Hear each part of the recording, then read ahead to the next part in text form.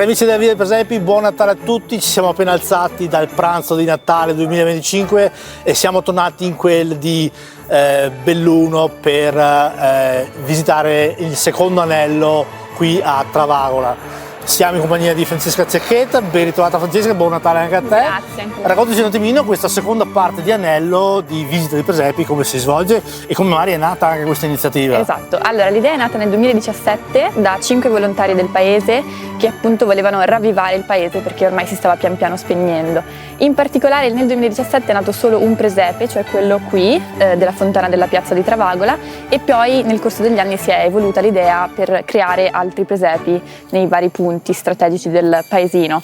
In realtà le volontarie hanno lavorato da sole in autonomia per anni, fino a quando durante un mercatino organizzato per raccogliere dei fondi per il nuovo campanile, che tra l'altro i lavori inizieranno in primavera, il nuovo campanile della chiesa di Travagola, la Proloco si è accorta appunto di questi lavori e ha deciso appunto di ampliare il progetto creando per esempio la camminata degli auguri che si è svolta il 20 dicembre comprendendo appunto tutte e tre le frazioni, quindi Travagola, Teven e Facen, una camminata ricca di intrattenimento sia per i più piccoli, quindi per esempio con il giocoliere a Teven, oppure con il presepe vivente nel Coll.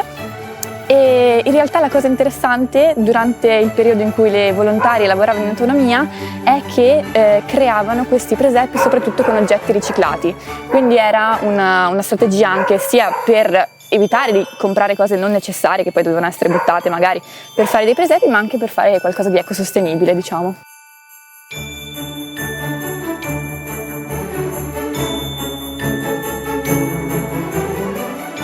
Dobbiamo ringraziarle perché non si sono mai stancate, ma in realtà loro lo fanno con tanto piacere, mi è stato detto, proprio perché nella parte organizzativa si ritrovano una sera alla settimana, è un modo per mantenere dei buoni rapporti, ravvivare il paese e appunto stare in compagnia.